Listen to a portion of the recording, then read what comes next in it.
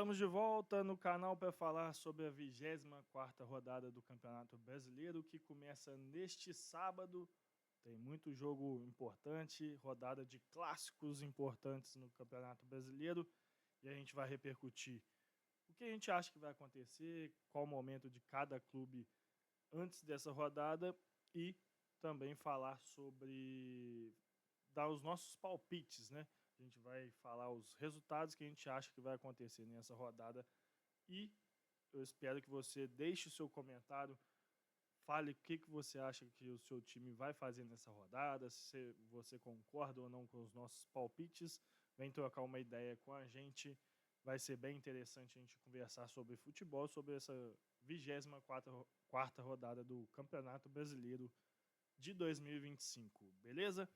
Bom, vamos para a tela do computador, o nosso tradicional simulador lá do GE, para a gente falar sobre os jogos que começam no sábado às 4 da tarde e vão até no domingo às 8h30 da noite, fechando a rodada com Cruzeiro e Bragantino.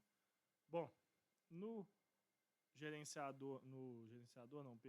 simulador de resultados, a gente tem uma ordem já específica lá do GE, a gente vai seguir a ordem deles para poder falar melhor sobre essa rodada. E eu quero ver o seu comentário aqui. Enquanto carrega, dê o seu palpite, fale com a gente o que você acha que vai acontecer nesses jogos desse fim de semana. Beleza? Bom, Flamengo líder, Cruzeiro e Palmeiras na cola. E a gente vai começar falando sobre os jogos dessa 24ª rodada pelo clássico do Maracanã, clássico importantíssimo para a liderança e também para a parte de baixo da tabela. Os dois times têm sequências muito complicadas no Brasileirão. O Vasco pega, não vou lembrar agora certo a ordem, mas pega Palmeiras, pega o Flamengo neste fim de semana, pega o Palmeiras, pega o Cruzeiro, pega o Bahia. Então são jogos dificílimos para o Vasco, que está muito próximo da zona de rebaixamento, e depois dessa sequência ainda tem o Vitória na sequência de jogos. Então pode ser um momento bem crucial para o Vasco nessa temporada. E o Flamengo também tem essa sequência complicada que envolve o clássico contra o Vasco, também envolve Bahia, também envolve Cruzeiro em casa, também envolve o Palmeiras em casa e o Botafogo fora. Então, esse recorte dos próximos jogos pode ser muito importante e definitivo, talvez, para o campeonato, principalmente na parte de cima da tabela, porque se o Flamengo sair ileso e até aumentar a sua vantagem nesse recorte desse momento do campeonato para cima de Cruzeiro e Palmeiras, aí a chance de perder o título diminui muito. Então, embora esteja entre as duas partidas da Libertadores, não acredito que o Flamengo vá abrir mão desse jogo contra o Vasco. Acho que o Flamengo ainda é favorito, mesmo poupando os jogadores, e sabe da necessidade de vencer esse jogo, porque os seus adversários têm adversários menos complicados e dentro de casa também. Então o Flamengo vê esse jogo como não podendo perder, porque senão os seus adversários diminuem a vantagem deles na classificação. Mas acho que vai ser jogo difícil. Acho que o Vasco vai vir com muita vontade para cima do Flamengo, igual foi contra o Botafogo, igualou demais o jogo. Tudo bem que hoje o Flamengo está no nível acima do Botafogo, mas clássico é clássico, né? Já diria o poeta, e vice-versa. Então, o clássico iguala todas as ações, e aí eu acho que o Vasco pode equilibrar muito o jogo. Fez isso no primeiro turno. O Flamengo jogou melhor do que o Vasco, perdeu muitas chances de gol, mas o resultado terminou 0-0, e então o que vale no final é o resultado que encerra a partida. E o Flamengo teve dificuldade com o Vasco no primeiro turno, mas apesar disso, eu acho que o Flamengo vai numa vitória simples para cima do Vasco. Um jogo muito difícil, muito complicado no Maracanã, mas fundamental para a sequência da disputa do título e também na parte de baixo da tabela. Bom, em São Paulo, o Palmeiras pega o Fortaleza. Embora o Fortaleza, depois que trocou de técnico, né, uma rodada só, né, jogou com o Palermo como técnico, deu uma melhorada, ganhou, foi 2 ou 3-0? Foi 2-0 do Vitória. Não deixou o Vitória e os outros times escaparem, o que poderia ser crucial para a sequência do Fortaleza nesse momento, mas não vejo forças do Fortaleza, mesmo com essa chegada do técnico novo, ir ao Allianz Parque e tirar pontos do Palmeiras. O Palmeiras vem num momento muito bom e o Abel Ferreira encaixou o time novamente, agora com o Flaco Lopes e o Vitor Roque.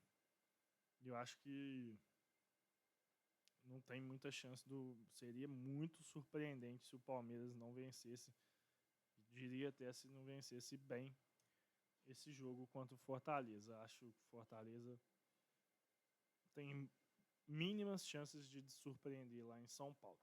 Bom, Mirassol e Juventude é mais um daqueles jogos que, se a gente fosse olhar só pelos escudos dos times, a gente teria uma opinião bem diferente, mas o Mirassol vem jogando muito bem, assumiu a 4ª posição do Campeonato Brasileiro, já com 2 pontos em relação ao Bahia, né, com o mesmo número de jogos, 3 em relação ao Botafogo, ou seja, está com uma certa folga ali em 4º lugar. O São Paulo, por exemplo, que é 7º, tem 35, tem 2 jogos a mais, ou seja, o Mirassol pode abrir muita vantagem em relação ao 7º colocado, então a chance do Mirassol garantir uma vaga no mínimo na Libertadores é muito grande. E vem jogando bem. É a surpresa do campeonato. E o Juventude melhorou um pouquinho nas últimas rodadas. Contra o Flamengo não fez muita coisa, mas também não foi amassado pelo Flamengo. O Flamengo controlou, optou por controlar o jogo. Mas fora de casa, neste momento do Mirassol, eu acho que o Mirassol é bem favorito para cima do Juventude e vence com tranquilidade dentro de casa por 2-0 e mantém ali sua 4ª posição no Campeonato Brasileiro. E aí, meus amigos, um dos principais jogos da rodada pena que é no mesmo horário do Clássico do Rio, mas é um jogo que vai ser muito legal de assistir, embora o momento dos dois times sejam péssimos, os momentos, né, sejam péssimos, mas é um jogo decisivo para os dois técnicos. Acho que quem perder vai ser demitido. O Roger Machado já está ali naquela hora extra até no Inter. Vem de 2 eliminações muito ruins, uma queda vertiginosa na temporada. Seu time parou de jogar depois do título gaúcho. E um time que tem peças e tem um investimento até alto. O Grêmio tem peças um pouco piores. Então acho que a cobrança para cima do Roger Machado tem que ser maior. Falei isso outro dia em live e acho que o Roger Machado é extremamente protegido pela mídia, porque ele faz trabalhos muito fracos, muito medianos, e é tratado como um cara que faz trabalhos extra classe. Em contrapartida, outros técnicos, às vezes, que têm muito mais coisas positivas na carreira, não têm o mesmo tratamento. Então, assim, a gente tem que lembrar que até pouco tempo atrás tinha gente defendendo o Roger Machado na seleção brasileira. E esse cara nunca fez nada que justificasse algum pedido desse. Então, eu acho ele muito protegido. Eu acho o Roger Machado muito protegido pela mídia. E já não é de hoje, né? Ele não é um cara novato, já tem aí trabalhos em Juventude, Inter, Grêmio, se não me engano, Palmeiras. Então, assim, já passou por vários clubes e não conseguiu fazer muita coisa além desse teto dele. Eles sempre começam bem e depois cai muito. E as críticas não acompanham esses maus trabalhos dele, as críticas da imprensa, né? Porque da torcida elas acompanham. É só perguntar para os torcedores do Inter se eles estão felizes com o Roger Machado no comando do time. E acho que esse jogo tem uma cara de empatezinho. Vou botar 1-1, mas tá com uma cara de 0-0. O time do Grêmio joga muito mal. O Inter também. Se não fosse pelo clima do jogo ali, talvez seria um dos piores jogos do campeonato, mas por ser Grenal, o jogo vai ser interessante, vai ser uma briga, uma disputa muito interessante. E o empate eu acho que é o mais provável. Os dois times vão se manter ali meio de tabela, mas ainda muito próximos da briga contra o rebaixamento. Ceará e Bahia em casa. Eu acho hoje o Ceará favorito por jogar em casa. O Bahia caiu demais nas últimas rodadas, foi eliminado da Copa do Brasil, assim, parecia que não tinha muita vontade. Jogo contra o Cruzeiro, saiu na frente, mas tomou a virada com uma facilidade enorme do Cruzeiro. Tomou uma sapatada do Mirassol, assim, vem caindo muito de rendimento e de resultados. E acho que só o que segura atualmente o Rogério Ceni no Bahia talvez seja o projeto do Grupo City, que não é um projeto de ficar mandando técnicos embora mesmo com resultados ruins. Porque o Bahia hoje atingiu um patamar, ele investiu para mudar desse patamar e não consegue sair desse patamar e está sempre batendo ali no limite, no teto dele. E mais uma vez, mais um ano, isso acontece. E o Bahia tem que entender isso. E por estar num momento muito ruim, o Ceará jogar em casa, vir de um bom resultado contra o Vasco lá em São Januário, eu acho que o Ceará é favorito e ganha lá no Castelão. Botafogo e Atlético Mineiro, aí eu acho que o Botafogo também não está numa fase boa, mas o Atlético menos ainda. E o Botafogo, por jogar em casa, tem uma vantagem. Perdeu seu goleiro agora, contundido. Momento muito ruim. E acho que tem uma carinha de empate, embora o Atlético Mineiro provavelmente jogue com um time bem mesclado. Isso aí vai fazer até mudar um pouco a minha percepção por conta da Sul-Americana. Eu acho que o Atlético Mineiro vai acabar jogando com um time bem mesclado contra o Botafogo lá no Newton Santos, e o Botafogo vence, mas não convence de novo. Santos e São Paulo, um bom jogo, tá? Bom jogo para assistir. O Santos aparentemente deu uma melhoradinha, mas o Neymar ainda não consegue participar tanto do jogo. Não dá pra gente saber em que momento que ele vai realmente estourar, se é que ele vai estourar de novo. E o São Paulo hoje é muito mais consistente do que o Santos, e mesmo com desfalques, ele joga bem. O Crespo criou uma identidade para o time. E o São Paulo hoje é um time muito mais equilibrado do que o Santos. Mas também tem o fator Libertadores. E aí o fator Libertadores pode pesar a favor do Santos, para o Santos ter uma pequena vantagem, ainda mais jogando em casa contra o São Paulo. Então, acho que vai ser um jogo muito equilibrado, mas por esse fator Libertadores eu colocaria um empate entre Santos e São Paulo, com um pouquinho mais de vantagem para o Santos. Então, assim, por isso que eu coloquei empate, porque eu acho que o Santos, mesmo jogando em casa e com o São Paulo mesclando jogadores, ele é um time inferior ao São Paulo hoje e passa muita confiança de que vai ganhar. Então, iria no 1-1. Aqui, para mim, é poupa-tempo que chama, né? Assim, o Bragantino hoje não consegue ganhar de ninguém. Aliás, nos últimos mais de 10 jogos aí, o único que ele ganhou foi o Fluminense. E despencou na tabela, né? Já está em 8º. Um time que estava disputando o título até um pouco antes da Copa do Mundo de Clubes. E aí o Cruzeiro hoje é muito melhor do que o Bragantino. Eu te falo que eu acho que vai ser uma goleada, tá? Pra cima do Bragantino. O nível de jogo, de intensidade do Cruzeiro é muito alto.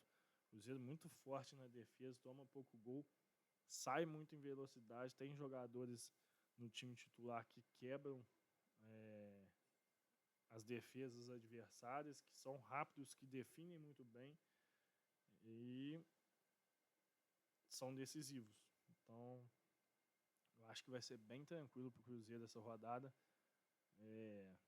Por isso até que eu destaquei no início ali a importância do Clássico Carioca, porque para mim Palmeiras e Cruzeiro têm duelos em que são extremamente favoritos dentro de casa. E aí aqui, Vitória e Fluminense.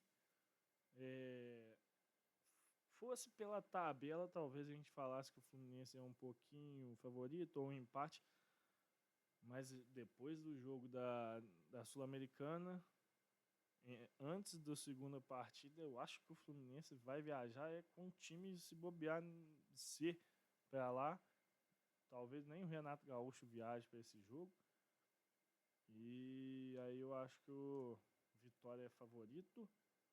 E aí, meus amigos, se o Vitória ganhar, o Vitória já começa a ver luz ali no fim do túnel, o que há algum tempo atrás era improvável. Então, olha como que essa rodada pode ser importante para o campeonato e para a sequência, né, desses times ali na parte de baixo e também na parte de cima da tabela. O Sport contra o Corinthians. Hoje, o Sport hoje é um time muito fraco. O Bragantino conseguiu empatar com o Sport na última rodada, mas mesmo jogando em casa, eu acho que o Corinthians hoje, como só tem o brasileiro pela frente, recuperou alguns jogadores, se tivesse que poupar time, talvez não tivesse tanta vantagem, mas com o time titular, assim, né, com o que é possível jogar, tirando os contundidos, o Corinthians 100% focado no brasileiro, eu acho que ele tem uma vantagem bem grande. O time do Corinthians é o time caro, que tem jogadores com nome importante, principalmente do meio para frente, que diante desse esporte de hoje em dia leva vantagem e ganha mesmo sendo lá na Ilha do Retiro. E seria importantíssimo até para a gente olhando nesse cenário aqui, Corinthians se distanciar bem da zona de rebaixamento, para se tranquilizar até para a Copa do Brasil no final do ano. A gente tem que lembrar disso daí, né? A Copa do Brasil no final do ano é após a disputa do Campeonato Brasileiro. Então tem time que está na semifinal que pode jogar, às vezes até rebaixado, ou enfim, ou campeão como o Cruzeiro. Isso muda até o ânimo do time para as finais da Copa do Brasil ou não. Beleza? Esses foram os nossos palpites, nossas análises, o que a gente acha desses jogos da rodada. É a 24ª rodada do Campeonato Brasileiro. E eu peço a você que deixe seu comentário, fale o que você acha que o seu time vai fazer nessa rodada. Concorda, discorda dos meus palpites? Qual que você acha que não vai ser do jeito que eu falei? Ou qual que você concorda? Deixe aí nos comentários também. E claro, se inscreva no canal, deixe o seu like, ative o sininho da notificação para receber avisos quando a gente publicar novos conteúdos.